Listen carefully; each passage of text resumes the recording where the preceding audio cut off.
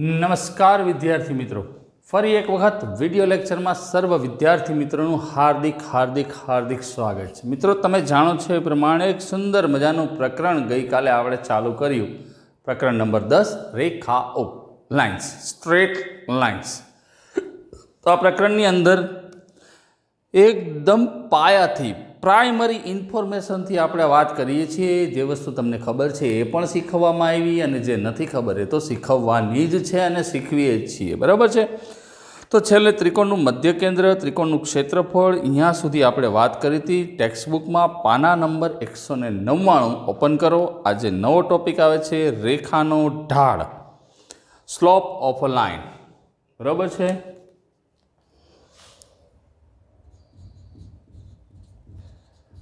रेखानो ढाळ, slope of a line. कोईपण रेखानो ढाळ केवी रीते नक्की थाय? आ रेखा छे एनो ढाळ केवी रीते नक्की थाय के आ रेखा छे एनो ढाळ केवी रीते नक्की थाय? तो मित्रों, एम नाम तो कहीं आपणे करी शकता नथी। तो शुं करवुं छे? याम समतलमां कोईपण रेखा जे छे एक्स अक्ष साथे एकबीजाना पूरक कोण होय तेवा बे खूणा बनावे छे।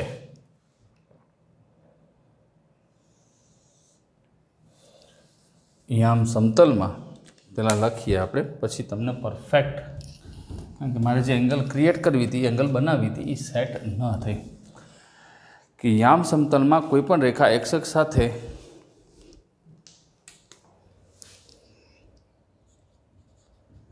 याम समतलमां कोईपण रेखा हवे दोरी, ओलुं भीनुं हतुं ने એટલે પછી પાછું ન હતું તો હજી સેજ ભીનું છે, બરાબર છે। અહીંયા એક આ રેખા દોરી દઉં, આ રેખા એલ નામ આપું છું, બરાબર છે। याम समतलमां कोईपण रेखा एक्स अक्ष साथे एकबीजाना पूरक कोण होय, कोईपण रेखा एक्स अक्ष साथे एकबीजाना पूरक कोण होय तेवा कायदेसर रीते बे खूणा रचे, बे खूणा बनावे। आ रेखानो ढाळ केवी रीते बने है ने, ए केवी रीते मळे ने, ए तमने आखुं एनी पायानी इन्फॉर्मेशन एकदम ए टू जेड माहिती आपी दઉં છું, बराबर। बहु ज ध्यानथी समझो। गमे तमे रेखा दोरो, ए एक्स अक्ष साथे एकबीजाना पूरक कोण होय एवा बे खूणाओ बनावे छे। पूरक कोणो एकबीजाना, मानी लो कि आ लघुकोणनो खूणो थीटा लઉં तो आ खूणो 180 माइनस थीटा थाय। आ एकबीजाना पूरक कोण। जो रेखा एल एक्स अक्षनी धन दिशा साथे घड़ियाळना कांटानी विरुद्ध दिशा में खूणो बनावे, रेखानो ढाळ शुं छे एनी वात करीए छे। जो रेखा याम समतल में आपेली एक रेखा एक्स अक्ष की धन दिशा साथे घड़ियाळना कांटाने विरुद्ध दिशा में, रेखा याम समतल में आपेली रेखा एल एक्स अक्षनी धन दिशा साथे घड़ियाळना कांटानी विरुद्ध दिशा में, ऑपोजिट डिरेक्शन, घड़ियाळना कांटानी विरुद्ध दिशा में आ रेखा एल है। एक्स अक्षनी धन दिशा साथे घड़ियाळना कांटानी विरुद्ध, घड़ियाळनो कांटो जो तो जो आम हाल छे, आम बनाववानो छे, એટલે एंगल आम आपणे लई जवानी छे। विरुद्ध दिशा में जे खूणो बनावे तेनुं माप थीटा होय तो तेने रेखा एल नो झोक, इन्क्लिनेशन कहेवामां आवे छे। विरुद्ध दिशा में घड़ियाळना कांटानी विरुद्ध दिशा में जे खूणो बनावे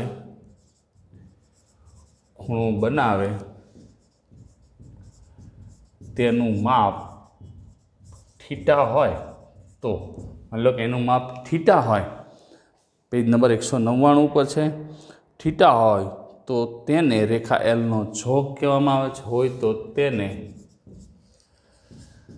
રેખા એલનો જોગ કહે છે. જો દોરી દો તમને હાઈ ક્લાસ, નાનકડી વાત કરી.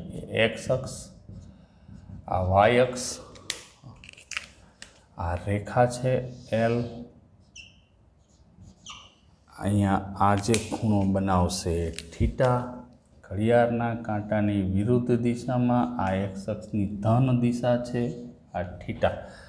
સ્પષ્ટ છે કે 0 less than or equals to theta less than or equals to 180. બરાબર. અને કદાચ આકૃતિમાંથી આપણને ખબર પડી જાય એક્સ અક્ષની સમાંતર હોય તો એનો રેખા એક્સ અક્ષને સમાંતર હોય તેનો જે છે, જો થીટા એ રેખા એલનો જોક હોય તો ટેન થીટા એ રેખા એલનો ઢાળ કહે છે. જો થીટા એ રેખા એલનો જોક હોય તો એનું ટેનવાળું મૂલ્ય, ટેન થીટા એ રેખા એલનો ઢાળ, આ ઢાળ નથી, એનું ટેન થીટાવાળું મૂલ્ય રેખા એલનો ઢાળ કહે છે. તેને એમ વડે પણ દર્શાવાય, માટે ઢાળ એમ બરાબર ટેન થીટા, ટાન થીટા નહીં કહેવાનું, 180. બરાબર છે. થીટા 90 ન હોય ને, કારણ કે એ તો ઊભી રેખા થઈ જાય. બરાબર છે. હા, થીટા નોટ ઇક્વલ્સ ટુ, એ બે લખી પહેલાં, પછી આખી વાત કરીએ, સમજીએ. માની લો કે કોઈ રેખાનો જોક 0 જ છે, એટલે કે થીટા બરાબર 0 છે. એટલે કે જો રેખા એક્સ અક્ષને સમાંતર કે તેને સંપાતી હોય, બહુ સરસ વાત, બહુ અદ્ભુત વાત છે. જો રેખા એક્સ અક્ષને સમાંતર કે તેને સંપાતી, એટલે કે જોક થીટા બરાબર 0 હોય, એકની એક જ રેખા અહીંયા આના રેખા ઉપર હોય. બરાબર છે. તો તમે સ્પષ્ટ ગુજરાતીમાં એવું કહી શકો કે સંપાતી રેખાનો જોગ 0 છે તો તેનો ઢાળ 0 થાય. તો તેનો ઢાળ ટેન થીટા બરાબર 0 થાય. એનો મતલબ સમક્ષિતિજ રેખાનો ઢાળ, આડી કોઈ પણ રેખાનો ઢાળ લઈ લો એટલે સમક્ષિતિજ રેખાનો ઢાળ 0 હોય. આના ઉપરથી એ વસ્તુ આપણને મળશે ને, સમક્ષિતિજ રેખાનો ઢાળ 0 હોય. યાદ રાખો ને, ઘડીએ વળીએ જશે. આ કોઈ પણ આમ રેખા લઈ લો તો એનો ઢાળ કેવો હોય? 0. જોક બને જ નહીં. સમક્ષિતિજ રેખા હોય એનો ઢાળ 0 હોય. પછી બીજું કે જો તે રેખા શિરોલંબ હોય, એટલે વાય અક્ષને સમાંતર કે સંપાતી હોય તો તેનો જોક 90 થાય. જો રેખા બધી જ વસ્તુ સમજવાની છે. જો રેખા વાય અક્ષને સમાંતર કે તેને સંપાતી હોય, એટલે કે જોક થીટા બરાબર π/2 એટલે કે 90 અંશ હોય તો તેનો ઢાળ વ્યાખ્યાયિત નથી. એટલે અહીંયા આપણે theta not equals to 90 degree થાંભલો, આમ થાંભલો કહેવાય વાય અક્ષ, એને બધી ઢાળ આપણા જ છે જીવના થાંભલા જો એમાં તો મળી શકશે, પણ અહીંયા આપણે આને યાદ રાખવા માટે એક વર્ડ આપ્યો છે થાંભલો. થાંભલાની ઢાળ ન હોય, આટલી વસ્તુ યાદ રાખવાની. થાંભલાની ઢાળ હોતા નથી, એટલે કે એને શિરોલંબ રેખા કહેવાય. શું કહેવાય? શિરોલંબ રેખા. બરાબર છે. ઢાળ વ્યાખ્યાયિત નથી, માટે શિરોલંબ રેખાનો ઢાળ વ્યાખ્યાયિત નથી, એને ઢાળ જ ન હોય, બરાબર, 90નો ખૂણો બનાવે. તો આ વાત થઈ આપણને રેખાના જોક ઉપરથી ઢાળ આમ ઢળતી હોય એટલે ખૂણો બનાવે એ જોક એક્સ અક્ષની ધન દિશા સાથે અને એનું ટેનવાળું મૂલ્ય એ ઢાળ. બરાબર છે, રેડી. હવે એની અલગ અલગ વાત કરીએ છીએ. એક્સ અક્ષનો ઢાળ હંમેશા શૂન્ય હોય ને વાય અક્ષનો ઢાળ શિરોલંબ રેખા એટલે વાય અક્ષ થઈને એક્સ અક્ષનો ઢાળ હંમેશા શૂન્ય હોય છે.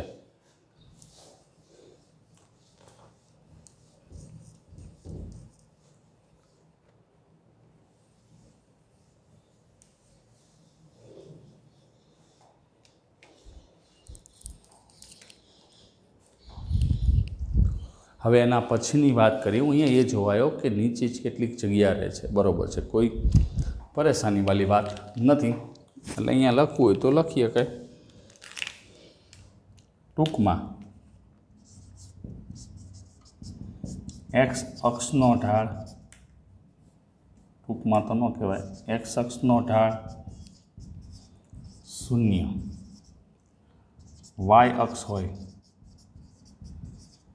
ઢાળ અવ્યાખ્યાયિત. બરાબર છે. હવે એની નવી વાત અલગ અલગ બે બિંદુમાંથી પસાર થતી રેખાનો ઢાળ, બે બિંદુમાંથી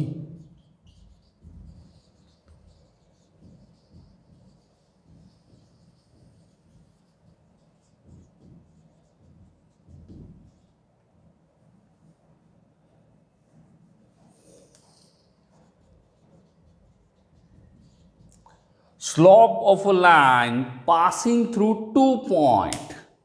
આ પણ મસ્ત મજાનો ટોપિક છે છોકરાઓ, જામો પડશે. હવે જો એક વખત રેખાનો ઢાળ આપણે મેળવી લીધો કે ભાઈ અક્ષો છે અને જો એ રેખા આમ હોય અને ધન દિશા સાથે થીટા માપનું જો ખૂણો બનાવતી હોય તો આનું ટેનવાળું મૂલ્ય એનો ઢાળ કહેવાય. પણ માની લો કે આ રેખા છે એના ઉપર બે બિંદુ આપ્યા છે એ અને બી, અને આ બે બિંદુમાંથી પસાર થતી રેખાનો ઢાળ મારે ગોતવો છે. બરાબર છે. આ બે બિંદુમાંથી પસાર થતી રેખાનો ઢાળ ગોતવો છે તો એમ નામ ન મળે. એ બે બિંદુમાંથી પસાર થતી રેખાનો ઢાળ ગોતવો હોય એના માટે સિસ્ટમ સેટ કરવી પડે અને સિસ્ટમથી જ ક્વેશ્ચનનું સોલ્યુશન આપણે લાવી શકીએ છીએ, એમ નામ લાવી શકતા નથી. બરાબર. કોઈ પણ બે બિંદુમાંથી પસાર થતી રેખાનો ઢાળ લેવો હોય ને કેવી રીતે મળે એ સમજવું હોય તો માની લો કે આ રેખા એલ છે, બરાબર, આ રેખા એલ છે. હવે અહીંયા એક બિંદુ પી છે અને અહીંયા એક બિંદુ ક્યુ છે, આમાંથી પસાર થાય છે. આના એમ માની લો કે x1 y1 લઈ લઉં. આ બધી સાબિતી નથી આપવી આપણે, નકર તો એમાં ટાઈમ જશે. ખાલી થોડુંક યાદ રાખવા માટે આખું સાબિત કરવાની જરૂર ન હોય. ક્યુમાંથી આ રેખા ઉપરનો એક લંબ દોરું, x2 થશે કારણ કે એનું પરફેક્ટ આમ થશે. અહીંથી અહીંયા એક લંબ દોરું, આ ખૂણો થીટા લઈએ, આના બિંદુના અહીંયા એમ લઈએ. બરાબર છે. તો એક વસ્તુ બાકી છે એ કે બી કોઈ પણ તમે બિંદુ લઈ શકો છો. માની લો હું સીધું જ લઈ લઉં, બહુ મગજમારી નથી કરવી. એ અને બી, બરાબર, ડાયરેક્ટ થિયરી ઉપર આપણે પહોંચી જઈએ એટલે શું થાય છે, હજી તકલીફ ન પડે, કે જે સમજાવવાનું એ નહીં સમજાય, બાકી બધું સમજાઈ જશે. એ x1 y1 તથા બી x2 y2 માંથી પસાર થતી રેખા એ બીનો ઢાળ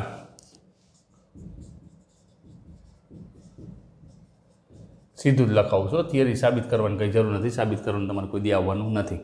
આવી રીતે કરી શકાય. એ x1 y1 બી x2 y2 માંથી પસાર થતી એ બી રેખાનો ઢાળ એમ બરાબર વાયએમનો તફાવત છેદમાં તે જ ક્રમમાં એક્સએમનો તફાવત. એટલે કે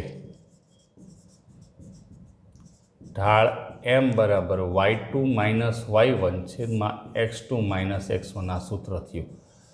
બે બિંદુમાંથી પસાર થતી રેખાના ઢાળનું સૂત્ર y2 માઇનસ y1 છેદમાં x2 માઇનસ x1. ઊંધું લખી શકો. જો મેં એટલે ઓરિજિનલ સૂત્ર તમને કોઈ પૂછે તો તમારે શું લખવાનું? વાયામનો તફાવત છેદમાં તે જ ક્રમમાં એક્સયામનો તફાવત. માની લો કે અહીંયા હું આમ લખું y1 minus y2 upon x1 minus x2 બરાબર એમ. તો આ કંઈ ખોટી વસ્તુ નથી, બરાબર. આપણી ચોપડીમાં આના અલગ અલગ વિકલ્પ લઈને તમને એની માહિતી આપી છે કે થીટા લઘુકોણ હોય ને આ હોય ને ગુરુકોણ હોય ને આ બધી જ વસ્તુ તમને સમજાવવાના પ્રયત્ન કર્યા છે, બરાબર. પણ એ બધાનો એક જ જવાબ આવે છે મિત્રો. અને જવાબ એટલે y2 માઇનસ y1 છેદમાં x2 માઇનસ x1 અથવા તો વાયામનો તફાવત છેદમાં તે જ ક્રમમાં એક્સયામનો તફાવત. આટલું યાદ રાખી લો, બીજી કોઈ ચિંતા છે નહીં, બરાબર છે. થોડીક લાઇટ કરી દીધી સાહેબ, રૂપાળા દેખાય અને સાથે સાથે આ બોર્ડમાં પણ વ્યવસ્થિત દેખાય. રેડી?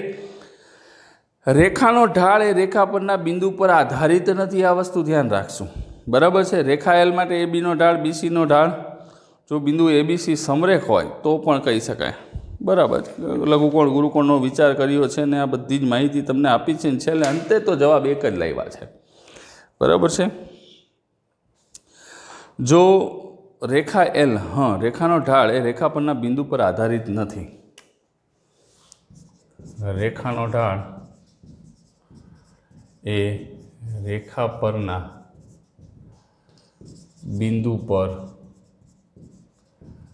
આધારિત નથી. એટલે માની લો કે આમાં 3-4 બિંદુ બીજા આપ્યા હોય, આમ બી અને અહીંયા ક્યાંક સી આપ્યું છે, તો એનો મતલબ શું થાય કે રેખા એલ માટે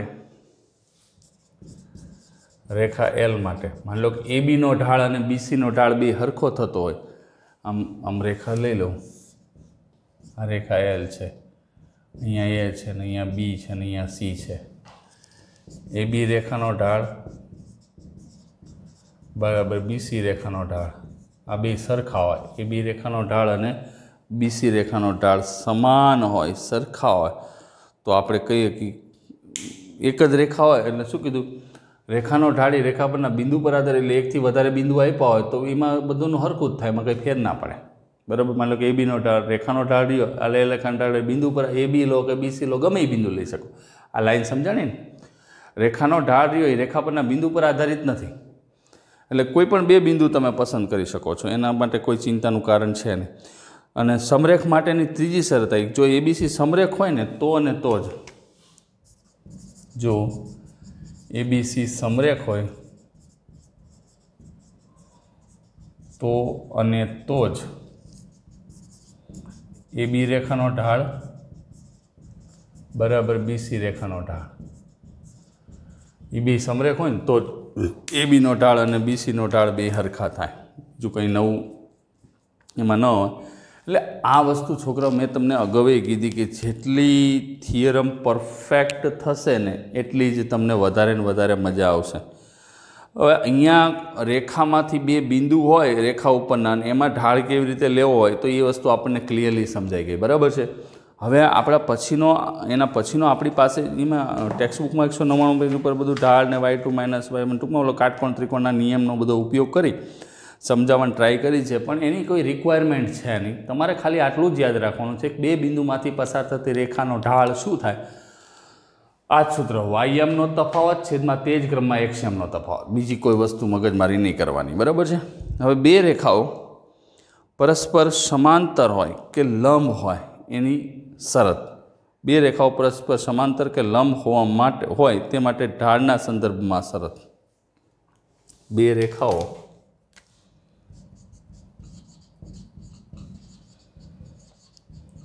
પરસ્પર સમાંતર કે લંબ હોય તેની ઢાળના સંદર્ભમાં,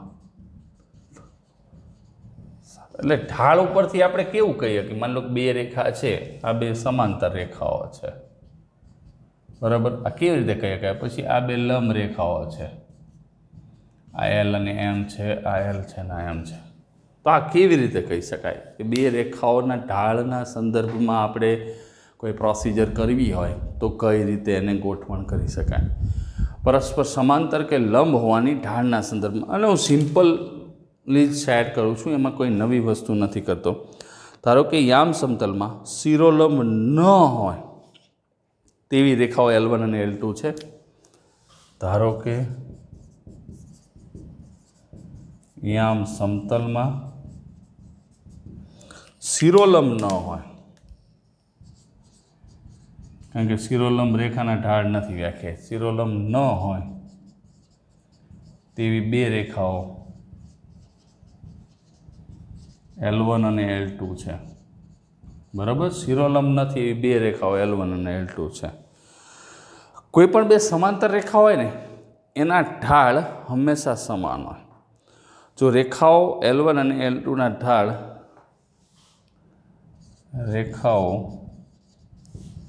L1 અને L2 ના ઢાળ અનુક્રમે M1 અને M2 છે. બરાબર, L1 રેખાનો ઢાળ શું લીધો? M1 અને L2 રેખાનો ઢાળ લીધો M2. જો L1 સમાંતર L2 તો અને તો જ બેના ઢાળ સમાન હોય. આ વસ્તુ મગજમાં ફિક્સ કરીને રાખવાની, રોજ જરૂર પડશે આને, કે સમાંતર રેખાઓના ઢાળ સમાન હોય છે. If two lines are parallel, then definitely whose slope are equal always. Ready? બે સમાંતર રેખાઓ હોય એના ઢાળ હંમેશા માટે સમાન હોય છે. અહીંયા આપણને આ લોકોએ ટેન આલ્ફા અને ટેન બીટા લઈને બધું સાબિત કરો. જોક સમાન થાય તો જ એના ટેન થીટા સમાન થાય, એ તો ચોખ્ખી વાત છે, તમને ખબર પડી જ જાય. બરાબર.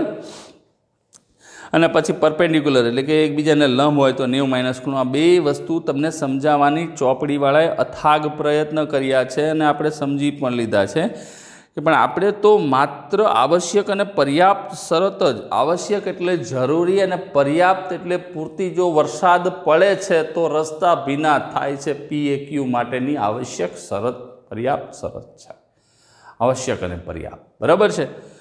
પણ અહીંયા જો બે રેખા સમાંતર હોય તો ઢાળ સરખા થાય, ઢાળ સરખા હોય તો બિંદાસ આપણે કહી શકીએ કે આપેલી બંને રેખાઓ સમાંતર જ હશે. અને જો બે રેખાઓ પરસ્પર, હું ટૂંકમાં જ થિયરી આપું છું, કારણ કે આના દાખલા ગણવાની ક્યારે મજા આવે? તમને થિયરી આવડતી હોય. થિયરી ક્યારે આવડે? સમજાઈ ગઈ હોય તો. સમજાય ક્યારે જાય? કે વધારાનું એક્સપ્લેનેશન જો આ બધું લખાવું, 200માં પાના ઉપર આપ્યું છે કે આલ્ફા બરાબર બીટા, ટેન વિધેયનો ગુણધર્મ, અને ઢાળ સરખા છે, જોક સરખા છે, અને આલ્ફા અને બીટા 0 અને 180 ની વચ્ચે, તો એ જે મારે જે સમજાવવાનું છે, જે જરૂરી છે એ રહી જાય. અને પરીક્ષામાં જરૂરી છે ને એ જ લખવાનું, એના સિવાયનું તમે ગમે એ લખો. માની લો 2 માર્કનો પ્રશ્ન પૂછ્યો, તમે 10 પન્ના ભરીને લખ્યું, પણ જે જોઈએ એ લખ્યું જ ન હોય તો પેપર જોવાવાળા તમારા ઉપર એટલા મહેરબાન નહીં થાય કે તમને અડધોય માર્ક આપશે. પણ જો 2 માર્કનો પ્રશ્ન છે, 4 સ્ટેપમાં વહીવટ પૂરો કર્યો અને બધું જે રિક્વાયર્ડ હતું એ બધું તમે લખી નાખ્યું, એનો મતલબ એવો થયો કે તમને પૂરા માર્ક મળવાના છે. સો ઓલવેઝ સ્માર્ટ વર્ક કરવાનું છે, હાર્ડ વર્ક નહીં. બે રેખાઓ સમાંતર તો ઢાળ સરખા, વાત પૂરી. બરાબર છે. હવે બે રેખાઓ પરસ્પર લંબ તો અને તો જ એમના ઢાળનો ગુણાકાર -1 થાય. જો બે રેખાઓ પરસ્પર લંબ હોય તો તેમના ઢાળનો ગુણાકાર -1 થશે. બરાબર છે. આટલી વસ્તુ ખાસ મગજની અંદર રાખવાની છે. ક્લિયર? ઉતરી ગઈ વાત મગજમાં? સરસ. હવે એના પછી ઉદાહરણ, એક રેખાનો ઢાળ શોધો, બે બિંદુમાં જ પસાર. ઘણા બધા દાખલાઓ આપણે ગણવાના જ છે, થોડીક ધીરજ ધરો. હવે આવે છે બે રેખા વચ્ચેનો ખૂણો.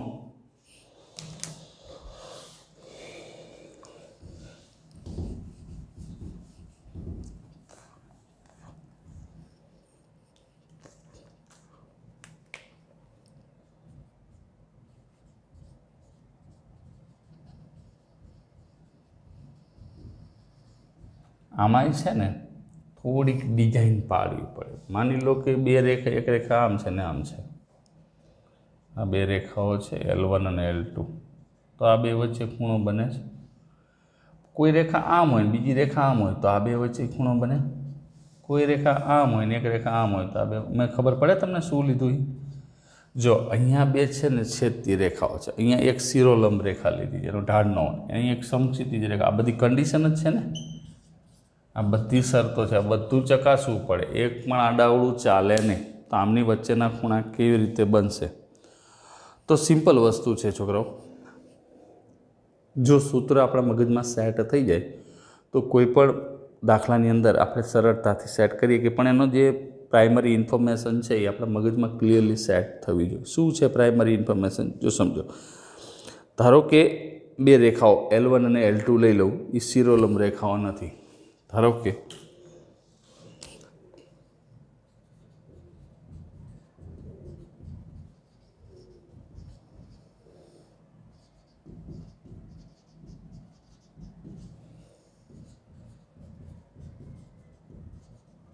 બેમાંથી શિરોલંબ નથી, એટલે આ શરતને મેં બાદ કરી, આ બેમાં ગમે ચાલશે, બરાબર, આ બેમાંથી ગમે તે ચાલશે, ખાલી શિરોલંબ નથી એવો જ આપણે વહીવટ કર્યો છે. બે રેખાઓ L1 અને L2 કે જે શિરોલંબ નથી, બરાબર છે, શિરોલંબ નથી. તેમના ઢાળ લઈ લે, અનુક્રમે M1 અને M2 છે. તેમના ઢાળ અનુક્રમે M1 તથા M2 છે. એટલે પહેલી રેખાનો ઢાળ M1 લીધો, L1 રેખાનો, અને બીજી જે રેખા છે L2 એનો ઢાળ M2 લીધો છે. L1 અને L2ના જોક α1 અને α2 હોય, જો L1 અને L2ના જોક અનુક્રમે α1 અને α2 હોય તો M1 બરાબર શું થાય? tan α1 અને M2 બરાબર tan α2, કારણ કે એનો tan માપ જ એનો ઢાળ થશે. M1 બરાબર, એટલે આની જો ફિગર ડ્રો કરવી હોય તો આ બે દોરેલી જ છે, બરાબર છે. અહીંયા આ જે ખૂણો α1 બનાવતો અને L2 α, બે વચ્ચેનો ખૂણો આપણે ગોતવાનો છે. અને માની લો કે એક રેખા શિરોલંબ લીધી હોય તો બે રેખાઓ વચ્ચેનો ખૂણો થીટા એ લઘુકોણ હોય. જો બે રેખાઓ વચ્ચેનો ખૂણો થીટા, આ રીતે બે રેખાઓ વચ્ચેનો ખૂણો થીટા લઈ લો, જો બે રેખાઓ વચ્ચેનો ખૂણો થીટા લઘુકોણ હોય તો હવે એ બેનું સૂત્ર ખાસ મગજની અંદર બેસાડી દો. tan થીટા બરાબર માનાંકમાં M1 minus M2 upon 1 plus M1 M2. આ બે છેદતી રેખાઓ વચ્ચેનો ખૂણો છે. બે રેખા હોય, એક રેખાનો ઢાળ M1 હોય અને બીજી રેખાનો ઢાળ M2, એટલે એનો કાયદેસરનો જોક થયો α1 α2. આમાં ખાસ ધ્યાન શું રાખ્યું છે? રેખાઓ શિરોલંબ નથી.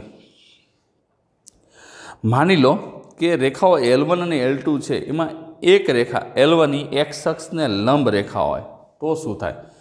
એટલે પહેલાં આ તો આ બે ખબર પડી ગઈ. માની લો કે માનવું તો પડે ને, નહીં તો ના મજા આવે.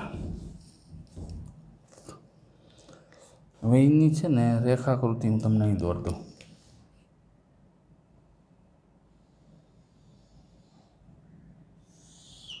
અક્ષો છે, x અક્ષ, y અક્ષ. એક રેખા રહીને એ શિરોલંબ રેખા છે. શિરોલંબ રેખા એટલે y અક્ષને સમાંતર અને x અક્ષને લંબ થઈ આ L1 છે. અને બીજી જે રેખા છે ને આપણે બ્લુ કલરથી દોરીએ, આવી રેખા છે. ઉપર તો આમાં શું થાય? સમાંતર હોય તો કોઈ ચિંતા જ નથી, એક સમાંતર હોય તો એ ઢાળ એનો 0 થાય, એટલે એ કોઈ પ્રશ્ન નથી. આવું થાય. હવે L2 છે. હવે અહીંયા કાયદેસર રીતે આ રેખાનો જોક જે છે x અક્ષની ધન દિશા સાથે એ α2 છે L2. અહીંયા એક ખૂણો બેની વચ્ચેનો બનાવે થીટા, એ બે વચ્ચેનો ખૂણો થીટા બનાવે. આ તો 90નો એંગલ થશે, π/2 લંબ છે એટલે, બરાબર છે. આ 90નો એંગલ થશે. એટલે તમારે આમ વિચારવું હોય ઓલી જે આકૃતિ તમને આની આકૃતિ દોરવાની વાત કરું તો જો એ ટેક્સ્ટ બુકમાં આપી છે આકૃતિ, એ તમે સમજી વિચારીને દોરી શકશો. બે પરસ્પર છેદતી રેખાઓ હોય, સમાંતર રેખા હોય તો કોઈ પ્રશ્ન નથી. એક રેખા આમ જતી હોય, આ L1 લઈ લઈએ રેખા આપણે, અને બીજી જે રેખા છે એ આમ હોય L2, અને આ બે વચ્ચેનો જે આ ખૂણો કીધો ને થીટા, એ લઘુકોણનું માપ હોય તો બે રેખા વચ્ચેનો ખૂણો, તો અહીંયા જે એક્સ અક્ષની ધન દિશા સાથે આનો જોક α1 છે, અને આનો જોક α2 છે, અને આનો જોક α1 છે, તો આનો ઢાળ તો થઈ ગયો tan α1 અને tan α2, એની આકૃતિ છે. અને બે રેખા વચ્ચેનો ખૂણો કાયદેસર આપણે મેળવી શકીએ, એમાં કોઈ પ્રશ્ન રહેતો નથી. તો આટલો જે બે વચ્ચેનો ખૂણો બનશે એ કાયદેસર આપણે ગોતી શકીએ, એમાં કંઈ પ્રશ્ન રહેતો નથી. α1 અને α2 ઉપરથી L1 અને L2 બરાબર છે. ટૂંકમાં હવે આ ધન તો આ ધન થાય, ઋણ થાય. તો હવે મારે અહીંયા જે વસ્તુ આમાં ગમે બે રેખા વચ્ચેની વાત છે, આ બે ગમે તે રેખા વચ્ચેની વાત છે. હવે અહીંયા જે મારે તમને સમજાવવું છે, તો અહીંયા મેં કન્ડિશન શું કીધી છે, તો અહીંયા એમ કીધું છે કે બે રેખાઓમાં એક રેખા છે ને એ ધારો કે L1 અને L2 બે રેખાઓ છે પૈકી ધારો કે L1 જે છે એ શિરોલંબ રેખા છે. બે રેખાઓ L1 અને L2 પૈકી ધારો કે L1 શિરોલંબ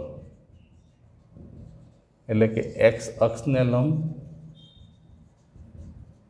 વાય અક્ષને સમાંતર શિરોલંબ રેખા છે. હવે શિરોલંબ રેખા હોય તો અહીંયા સાહેબે લખ્યું શિરોલંબ રેખાનો ઢાળ વ્યાખ્યાયિત નથી. અહીંયા હરખું લખો ને, અહીંયા પાસે નથી, અહીં નથી રહી જાય કે છોકરો લખવાનું રહી જાય, ઢાળ વ્યાખ્યાયિત નથી તો ખબર હોવી જોઈએ ને, નીચે લખ્યું હતું, પણ એ આપણે ધ્યાન રાખશું. તો હવે અહીંયા આટલી વસ્તુ આપણને ખબર પડી ગઈ કે શિરોલંબ રેખા છે એનો ઢાળ વ્યાખ્યાયિત નથી, બરાબર છે. એક્સ અક્ષને લંબ રેખા છે એનો ઢાળ વ્યાખ્યાયિત નથી, વાય અક્ષને બધી એક જ નામ બોલું છું, તો આનો મતલબ લંબ રેખા છે, માટે L1નો ઢાળ વ્યાખ્યાયિત વળી પાછું નથી, નીચે જ લખવાનું, ના આરે લખવું, વ્યાખ્યાયિત નથી. તો બે રેખાઓ વચ્ચેનો ખૂણો શું થાય, માટે રેખાઓ L1 અને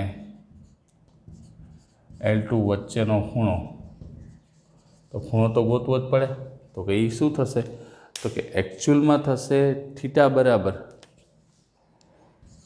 માનાંકમાં π/2 માઇનસ α2. અહીંયા α2 છે ને બીજી રેખાનો ખૂણો આરી, એટલે એક રેખા આપી હોય ને શિરોલંબ હશે એનો ઢાળ તો નહીં મળે, તો બીજી રેખા જે આપી હોય એનો પહેલાં ઢાળ ગોતી લેવાનો, એનો ઢાળ મળી જાય ને એનો ચોક લઈ લેવાનો, ચોક આલ્ફા જોક મળી જાય, પછી એના ઉપરથી એને ટેનની કિંમત લઈ, ઢાળ મળી જાય, એ ઢાળની કિંમત 90માંથી બાદ કરો એટલે વધે, એટલે આમ ટોટલ 180 થાય ને, આ 90 અને આમાંથી આ બાદ કરો એટલે માયા વધી આ થયું કાયદેસર રીતે. ત્રિકોણના 3 ખૂણામાં સરવાળો 180 થશે. આવી રીતે કરી શકાય છે, બરાબર. આ લોકોએ આપણને અથાગ પ્રયત્નો આપ્યા છે સમજાવવાના, એટલે એમાં કોઈ ચિંતા છે નહીં. હજી એક ટોપિક છે 3 બિંદુઓની સમરેખતા.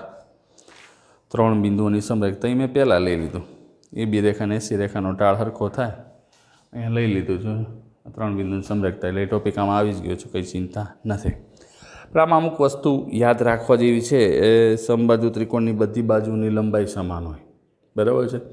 એક કામ કરો, તમે રફ નોટ લઈ લ્યો અત્યારે, હારે હું બોલતો જાઉં એમ લખતા જાઓ, યાદ રાખવા જેવી વાત છે. હું આગળ લખાવતો નથી, કારણ કે તમે યાદ રાખી લો તો તમને થોડીક વધારે મજા આવશે, એટલે કોઈ ચિંતા નથી, બરાબર.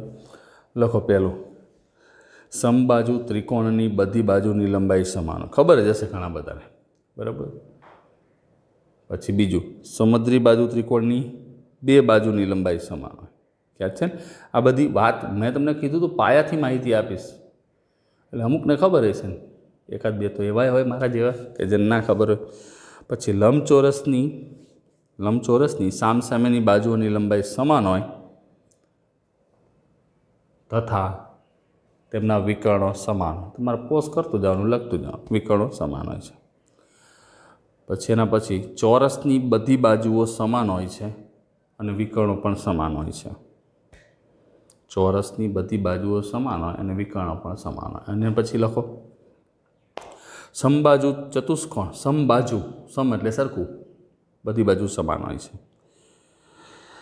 પછી એના પછી ત્રિકોણના કોઈ એક શિરોબિંદુના યામ, ત્રિકોણના કોઈ એક શિરોબિંદુના યામ અસમય સંખ્યા હોય તો ત્રિકોણ હંમેશા સમબાજુ ત્રિકોણ થાય. આ નવી વસ્તુ છે, આ નહીં જાણતા હોય. અસમય સંખ્યા, સમય સંખ્યાની વાત તમને 8 નંબરમાં કરેલી છે. કોઈ એક બાજુના ત્રિકોણને કોઈ એક શિરોબિંદુના યામ અસમય સંખ્યા આપી હોય તો એ સમબાજુ ત્રિકોણ જ થાય. બરાબર છે. તો પહેલાં આનો સ્ક્રીનશોટ લઈ લો.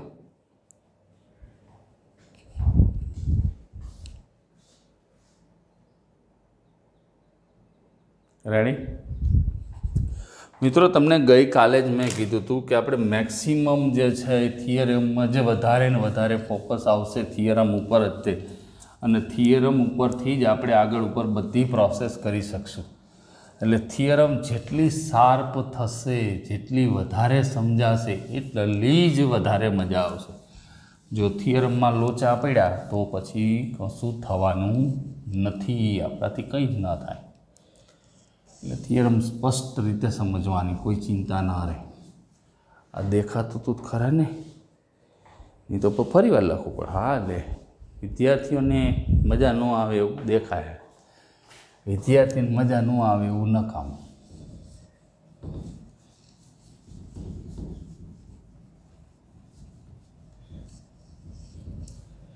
રેડી? હવે આપણે આની થિયરમની વાત કરીએ તો થિયરમ તો આપણે પૂરું કર્યું છે. 10.1 પહોંચ્યા. એક દાખલો તો ગણીએ. પાના નંબર 204. યામ સમતલમાં -4,5, 0,7, 5,-5, -4, -2 શિરોબિંદુવાળો ચતુષ્કોણ દોરો અને તેનું ક્ષેત્રફળ શોધો. બરાબર છે? તેનું ક્ષેત્રફળ મેળવવાનું છે. ચતુષ્કોણ ABCDમાં 10.1 પહેલો, ધારો કે ચતુષ્કોણ ABCDમાં બધાના અહીંયા લખી નાખી. એ શું લીધા છે? -4, 5 નામ તો આપવા પડશે. બી 0,7 ધ્યાનથી લખવાનું, એક આડાવડું લખાઈ જાય તો જવાબ ન આવે. સી -5 અને 5. જો મેં જ આડાવડું કીધું, મેં જ લખ્યું 5 - 5. અને ડી -4 - 2 તથા ડી -4 - 2 છે. બરાબર છે? તો અક્ષોને આધારિત દોરવું હોય તોય દોરીએ, કાંઈ ગમે એમ ચતુષ્કોણ તમે દોરો. આમ ચતુષ્કોણ કાયદેસર રીતે દોરવું હોય ને તો અક્ષોમાં તમે દોરો ને તો જો કાચી અક્ષો દોર નાખો, કાચી અક્ષો તો જો 0,7 અહીંયા ક્યાંક આવશે, અહીંયા ક્યાંક, પછી +-5 -5 અહીંયા આવશે, અહીંયા સી બિંદુ આવશે, અહીંયા બી આવશે, પછી -4 5 અહીંયા એ આવશે, અને -4 - 2 અહીંયા ડી આવશે. બરાબર? હવે આની જરૂર નથી, તમને ખબર પડી જાય. બરાબર? ચતુષ્કોણ કેવો ભાઈ રમાયેલો થાય.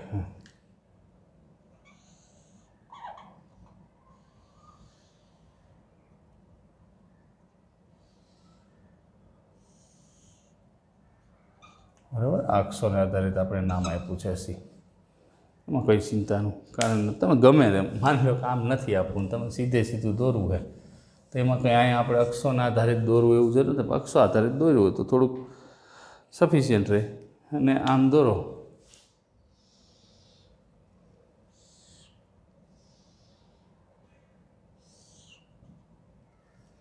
તમને એમ થાય સાહેબ આ ચતુષ્કોણ જેવો લાગે. બરાબર? તમને જેમ મોજ આવે એમ. આકૃતિના કંઈ એવા માર્ક હોતા નથી, પણ આ તમને ખબર પડે ચોરસ નથી હો, આ ચોરસ છે નહીં. એટલે એવી વસ્તુ ખાસ ધ્યાન રાખશું. પણ લખી નાખીએ અત્યારે તો આપણે અહીંયા એ બી, કારણ કે કોઈ પણ આમ તમે ગમે એ રીતે સેટ કરી શકો છો, સી અને ડી. બરાબર છે? અને આ એનો વિકર્ણ થશે, એનો વિકર્ણ થશે. હવે એક વસ્તુ ફાઇનલ છે, ચતુષ્કોણનું ક્ષેત્રફળ મેળવવું છે તો ત્રિકોણ એબીસી અને ત્રિકોણ બીડીસીનું ક્ષેત્રફળ મેળવી લે એટલે કામ पूरुं थई जाय। ए बी डी गमे बे त्रिकोणनुं क्षेत्रफळ आपणे मेळवी लईए। त्रिकोण एबीसीनुं क्षेत्रफळ लई शकाय अने एम न लेवुं होय तो आ बे त्रिकोणना क्षेत्रफळनो पछी सरवाळो करी नाखવાનો। क्षेत्रफळ माटे तो 1/2 वाळुं सूत्र छे ज आपणी पासे, तो चतुष्कोण एबीसीडीनुं आपणे क्षेत्रफळ मळी जशे। तो जो એટલે અહીંયા આમ લખી નાખી -4 -5।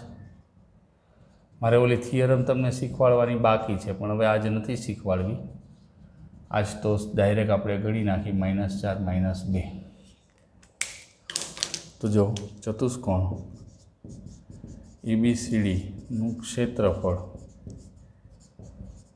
બરાબર ત્રિકોણ એબીડીનું ક્ષેત્રફળ વત્તા ત્રિકોણ बीसीडीનું ક્ષેત્રફળ। આને નંબર 1 આપી દો। તો પહેલાં ત્રિકોણ એબીસીનું ક્ષેત્રફળ, તો ઓલું સૂત્ર છે ને 1/2 માનાંકમાં x1 y2 minus y3 plus x2 y3 minus y1 plus x3 y1 minus y2। બસ આ સૂત્રની કિંમત મૂકી દેશું। 1/2 x1 એટલે -4। હવે અહીંયા y2 યાદ રાખવાનું x1 y1, અહીંયા x2 y2 અને x3 y3 કોને શું કીધું છે એ ખાસ ખબર પડી જવી જોઈએ। x2 y2 અને x3 y3 આમ બરાબર। અને આની સેકની વાત આપણે કરશું તો y2 માઇનસ y1 તો 7 માઇનસ y3 એટલે +2 થશે ને। અહીંયા પ્લસ x2ની કિંમત કેટલી છે તો કે 0 એટલે એ કંઈ ગણવાનું નથી। x3ની કિંમત -4 છે અને y1 શું છે 5 અને y2 શું છે 7। તો 1/2 7 ને 2 9 ચોખ્ખું 36, 5માંથી 7 જશે એટલે એકચ્યુઅલમાં -2 અને +4 એટલે 8 થયા। હવે 36માંથી 8 આપણે કાઢી નાખશું। 36માંથી કાયદેસર 8 નીકળશે એટલે કેટલા થશે 36 ને 28 થશે ને, પણ કેવા માઇનસ એટલે આ 14 થશે। આનું કેટલું આવ્યું 14 આવ્યું બરાબર છે, તેમાં કંઈ પ્રશ્ન છે નહીં। ક્ષેત્રફળ એના અહીંયા -4 5 B0 7 બરાબર છે। એ -4 5 B0 7 સી આટલું બરાબર છે। ગમે તે ક્ષેત્રફળ લઈ શકો છો, એડીસી અને એબીસી એમ પણ તમે વાપરી શકો છો। હવે અહીંયા આનો આવી ગયો હવે ત્રિકોણ બીસીડીનું ક્ષેત્રફળ। હવે સૂત્ર નથી લખતો, 1/2 બીસીડી એટલે આ બી અને x1 લખી નાખવાના, x2 y2 અને x3 y3 બીસીડી બરાબર। તો x1 એટલે 0 એ નીકળી ગયું આખું, x1 આ ગુણાશે, પછી x2 તો કે 5, પછી x2માં શું છે y3 માઇનસ y1, y3 એટલે -2 અને -y1 એટલે -7 થશે ને, y3 માઇનસ y1। પછી x3 એટલે કેટલા છે તો કે -4 અને અહીંયા શું છે y1 માઇનસ y2, તો y1 એટલે કેટલા છે તો કે 7 અને -y2 એટલે +5 થશે। તો જો અહીંયા જોશું 1/2 2 ને 7 9 9 5 45 થાય, 7 ને 5 12 થશે ને, 12 ચોખ્ખું 48। તો 8 ને 5 13નો તગડો વધી પડી 1, 4 ને 4 8 ને 1 9, 93/2 બરાબર છે। ક્ષેત્રફળ આપણે જે જોવું છે એલસી આપણી પાસે અત્યારે અહીંયા અવેલેબલ નથી પણ જોઈ લઈએ। એટલે ક્ષેત્રફળ બરાબર 14 વત્તા 93/2, 14 દુ 28 વત્તા 93/2, 8 ને 3 11નો એકડો વધી પડી 1, 9 ને 10 11 12, 121/2, 121/2 ચોરસ એકમ। અહીંયા લખાય ચતુષ્કોણ એબીસીડીનું, રેડી, 1 પરથી આમ લખી નાખાય। તો આનું 14 આવ્યું, નાનું 93/2, 121/2, 14 દુ 28 થાય ને, 8 ને 3 11નો એકડો વધી પડી 1, 3 ને 9 12, રેડી। તો આવી રીતે જવાબ લઈ શકાય। ફેર આનો પહેલાં સ્ક્રીનશોટ લઈ લો, પછી આગળ ઉપર વાત કરીએ। બરાબર, આમાં તમે ગમે એ રીતે કરી શકો છો. આનું બીજી રીત છે, આની રીતે આપણે કરશું. પણ આજે આટલું જ રાખીએ, નેક્સ્ટ વિડીયોમાં આગળ વાત કરીશું. બરાબર, નેક્સ્ટ વિડીયોમાં મળીએ. ત્યાં સુધી ઘેર રહેવાનું છે, સુરક્ષિત રહેવાનું છે. અને આજે જેટલી થિયરી તમને કરાવી છે, પરફેક્ટલી સમજાવી છે, એ બધી જ થિયરીઓને સમજી વિચારીને યોગ્ય રીતે મગજમાં ઉતારવાની છે. કારણ કે થિયરી કરેગા તો ही आगे बढ़ेगा, वरना पीछे रह जाएगा. એટલે થિયરીમાં આપણે 1% કોઈ કોમ્પ્રોમાઇઝ કરવાનો થતો નથી, અને જેટલું સ્પષ્ટ થાય એટલું કરવાનું. ઓકે ફ્રેન્ડ, નેક્સ્ટ વિડીયોમાં મળીએ. ત્યાં સુધી ગણિત ઉપર ધ્યાન આપજો. તમારો દિવસ શુભ રહે.